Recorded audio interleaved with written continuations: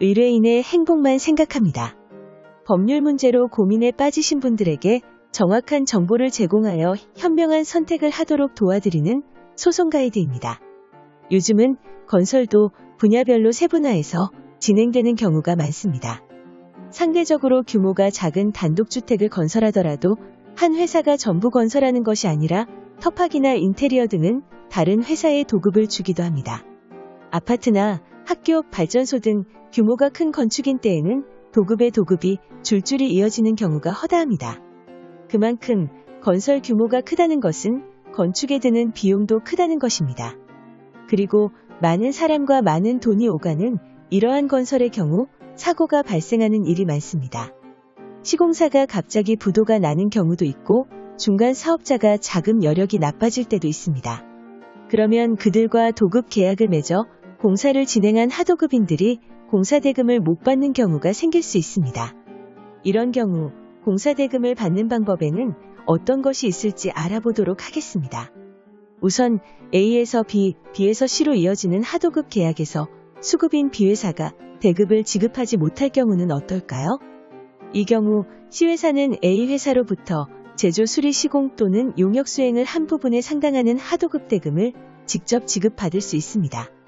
물론 아무 때나 되는 것은 아니고 B회사가 부도가 나거나 기타 다른 문제로 인해 하도급 대금을 지급하지 못하거나 A회사가 C회사에 대하여 직접 공사대금을 지급하기로 A, B, C 세 회사가 합의했을 때 B회사가 2회 이상 하도급 대금을 지급하지 못한 경우 등에 C회사가 A회사의 공사대금의 지급을 직접 청구해서 공사대금을 받는 방법이 있을 수 있습니다.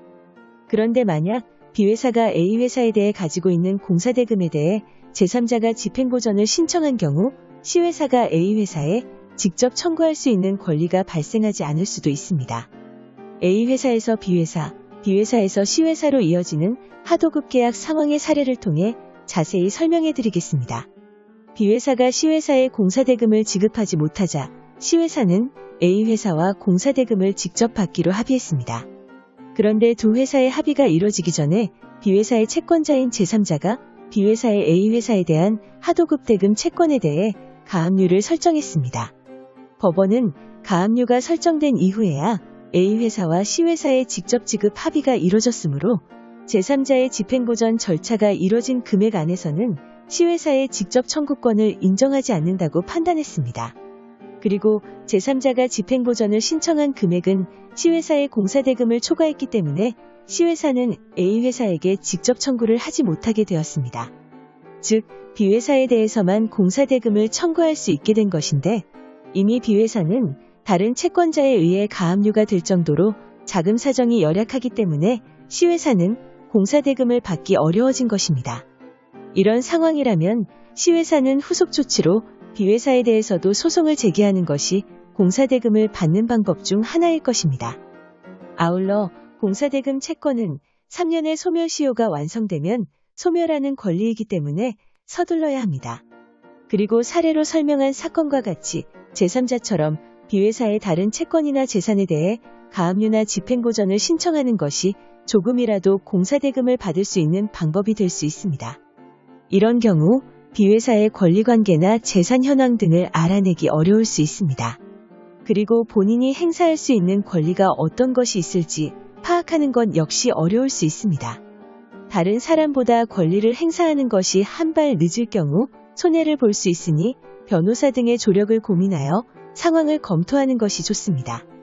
소송 가이드는 법률적으로 문제가 될 수 있는 부분에 관해 상세히 설명을 드리고 그 해결책에 관하여 근거 법령 및 관련 법령을 제시하는 길잡이를 해드립니다. 항상 노력하는 자세로 의뢰인의 이익을 최우선하는 모습을 보여드리겠습니다. 그 밖에 더 많은 정보는 네이버 소송 가이드 카페로 오시면 확인하실 수 있습니다. 내용이 마음에 드셨다면 구독과 좋아요, 알림 설정 부탁드립니다. 더 좋은 내용으로 찾아오겠습니다.